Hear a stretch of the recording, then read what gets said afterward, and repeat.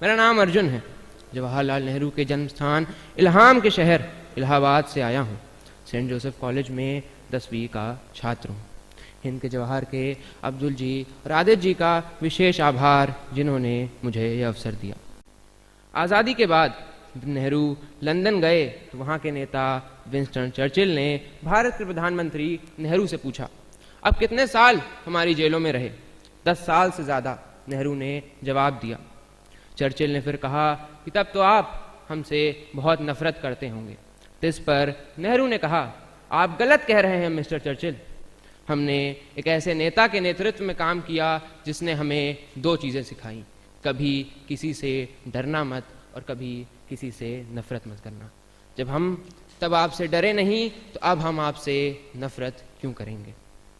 नेहरू देश के आत्मबल और स्वाभिमान के प्रतीक नेहरू, बुद्धिमता की जीती जागती प्रतिमा नेहरू, अंग्रेजों को निर्भीक स्वरों में ललकारने वाले नेहरू, अंधविश्वास, सांप्रदायिकता, जातिवाद से लड़ने वाले नेहरू, क्रांति के अग्रदूत नेहरू और शांति के उपासक नेहरू, भारतीय जनता के हृदय सम्राट नेहरू, विनोबा भावे के शब्दों में कहें तो लोकदेव नेहरू।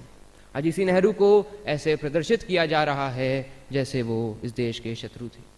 आलोचना और निंदा में जरा सा फासला होता है। ऐसा नहीं था कि पंडित जी की जीते जी आलोचना नहीं हुई। यहाँ तक कि नेहरू जी ने खुद चाणक्य के नाम से लेख लिखे और खुद अपनी ही आलोचना की। पर कहना ना होगा कि आज के समय नेहरू की आलोचना नहीं, शुद्ध निंदा हो रही है, जिसका सत्य से दूर दूर तक कोई नाता नहीं है। ये निंदा एक कौम के रूप में हमारी खुदगर्जी भी प्रदर्शित कर रही है कि किस तरह हम अपने देश के सबसे बड़े नायक, जो देश की आज़ादी के लिए 10 साल से भी ज़्यादा जेल में रहा, जिसने देश के उत्थान के लिए सर्वस्व लगाया, उस पर एक बेहद पतित तरीके से बात कर रहे हैं। इंग्लैंड से पढ़ाई कर लौटा जवाहरलाल चाहता तो बड़े आराम से ऐशो आराम की ज़िंदगी बिता सकता था।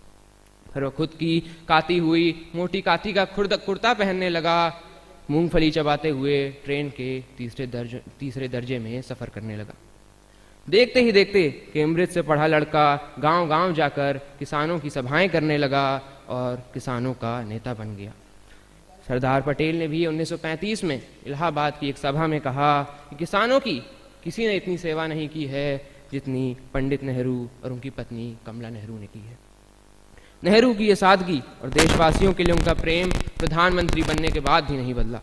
1960 के दशक में बांध परियोजनाओं का उद्घाटन वो अक्सर वहाँ मौजूद किसी मजदूर से कराते थे, जो मिट्टी में सने कामगारों के साथ बैठ जाते थे और उन्हें बताते थे कि तुम सिर्फ मिट्टी नहीं ढो रहे हो, तुम अपना मुल्क बना रहे हो।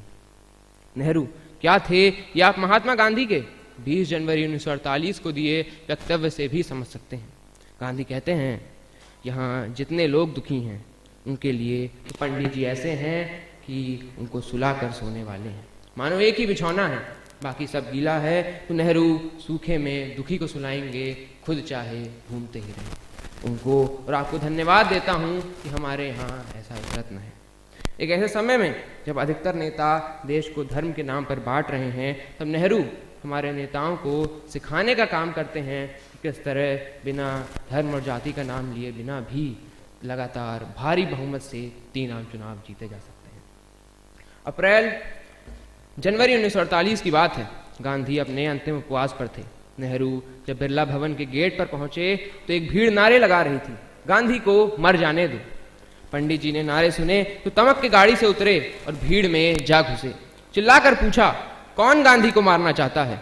गांधी से पहले मुझे मारो। गांधी और नेहरू, लेखक सुशोभित के शब्दों में कहें तो आधुनिक भारत के 2 अनिवार्य नक्षत्र, वस्तु और रूप, चरखा और गुलाब, यानी भारत का अद्वैत। नेहरू की मां स्वरूप रानी नेहरू का एक किस्सा मुझे याद आता है कि इलाहाबाद में अप्रैल 1932 में पुलिस ने उन पर लाठीचार्ज किया, सिर पर गहरी चोटें आई। बरेली जेल में बंद अपने पुत्र को इसके बारे में बताते हुए उन्होंने लिखा, एक बहादुर बेटे की मां को कुछ तो उसके जैसा होना चाहिए। आज के दौर में नेहरू की प्रासंगिकता इसलिए भी बढ़ जाती है क्योंकि जिन समस्याओं से आज हम घिरे हैं उन पर नेहरू जो कहते हैं वो बेहद महत्वपूर्ण है। 15 अगस्त 1954 को वे कहते हैं, अगर कोई धर्म वाला ये समझता है हिंदुस्तान पर उसी का हक है, औरों का नहीं, तो उसने हिंदुस्तान की राष्ट्रीयता और कौमियत को वो समझा नहीं है। वह हिंदुस्तान की आज़ादी का एक मायने में दुश्मन हो जाता है, उस आज़ादी के टुकड़े करता है, क्योंकि हिंदुस्तान की जड़ है आपस में इत्तेहाद और हिंदुस्तान में जो मुख्तलिफ धर्म जातियाँ हैं उनसे मिलकर रहना। नेहरू आगे कहते हैं, मजहबी झगड़े मजहबी तो होते नहीं, धार्मिक तो होते नहीं, वे तो धर्म का नाम लेकर सियासी होते हैं, राजनीतिक होते हैं। सांप्रदायिकता एवं संकीर्ण विचारों के बढ़ने का एक बुनियादी कारण है हमारे समाज में बढ़ता दुर्भाव। मानो हम तैयार बैठे हैं दुश्मन बनाने को। एक मुसलमान ने बुरा किया, सब मुसलमान बुरे हो गए। एक हिंदू ने बुरा किया, सब हिंदू बुरे हो गए। हम तैयार बैठे हैं सिद्ध करने को, एक ने सिद्ध किया कि सब सिद्ध हो गए। पर मज़े की बात यह है कि अगर एक अच्छा करता है तो सब अच्छे सिद्ध नहीं होते, दुश्मन तो सब सिद्ध हो जाते हैं। इसी दुर्भाव को कम करना है। इसी दुर्भाव गिराने को गांधी अहिंसा कहते हैं, बुद्ध करुणा कहते हैं, जीसस सेवा कहते हैं। ये सब शब्दों के भेद हैं, पर बात ये पक्की है कि तुम सामने वाले में दुश्मन मत देखो। इसीलिए कबीर कहते हैं, घट घट में वह साईं रमता, कटुक वचन मत बोल रे। इसलिए ईशा उपनिषद का पहला श्लोक है, ईशा वास्मिदम सर्वम यत्किंच जगत्याम जगत, यानी संपूर्ण संसार ईश्वर से व्याप्त है। क्योंकि कम से कम हर व्यक्ति में मित्र देखो, क्योंकि हर हृदय में वही है, हर श्वास में वही है। बुद्ध, कबीर, उपनिषद सब यही कहना चाह रहे हैं कि घृणा, वैमनस्य, क्रोध को बीच में मत लाओ।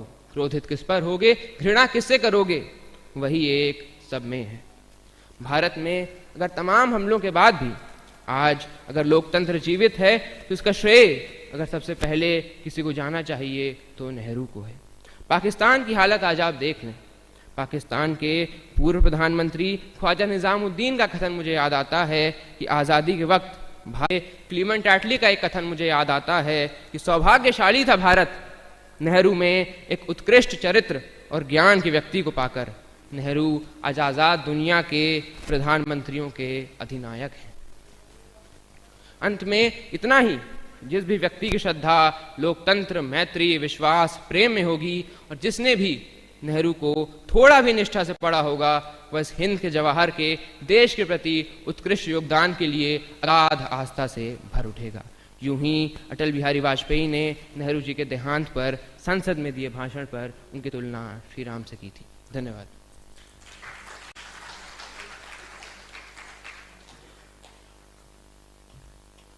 बहुत बहुत धन्यवाद अर्जुन जी।